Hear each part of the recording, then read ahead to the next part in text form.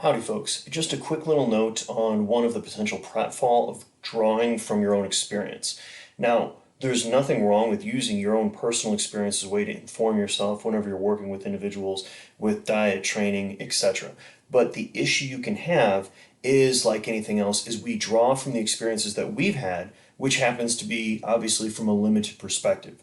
And that's why I always encourage you guys to make sure that you're looking into the science and what the research out there really shows.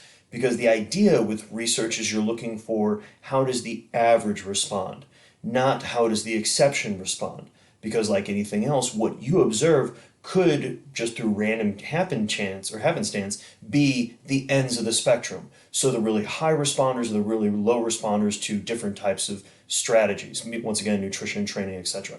So there's nothing wrong with using your own experience as a way to inform your opinion, but when you don't have a lot of experience, you're more likely to make errors simply because you're dealing with a very limited perspective on what's out there. And so by, yes, still using your own experience, but then also the information that's out there over a much wider swath of individuals, it's going to inform you as to how people tend to respond, but still it's going to allow you to make a better judgment overall. So yes, still look at your own experience, still compare it to what you've seen, but if you happen to have somehow always worked with incredibly high responding athletes, genetic freaks if you will, individuals that make huge amounts of progress with relatively low effort, well, you can think that training is a lot easier and a lot more effective for people in general than it really is.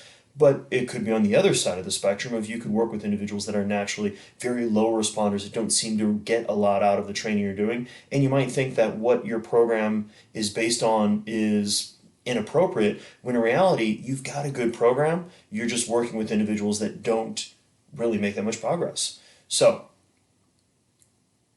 base your decisions on not just your own experience, but also what you can observe in the research, in the science, and then other individuals' experience.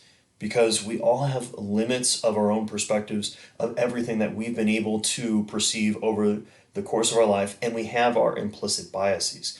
And it's best that we can try to find ways to look at them and figure out, well, more or less try to uncover our own biases to help inform ourselves, to make ourselves better coaches, trainers, and practitioners. Thanks for listening. Have a great day.